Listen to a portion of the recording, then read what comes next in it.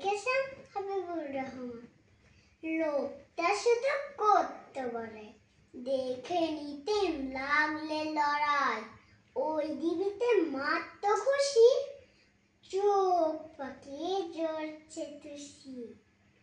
আমি কি আর কারোয় ডরাই, ভাঙতে পারি লোহার কড়াই।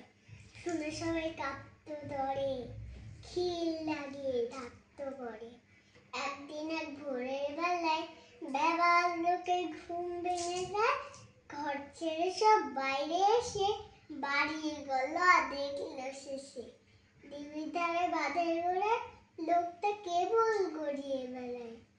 ব্যাপার কি ভাই, ব্যাপার কি ভাই, ফিস ফিসিয়ে বললে সবাই।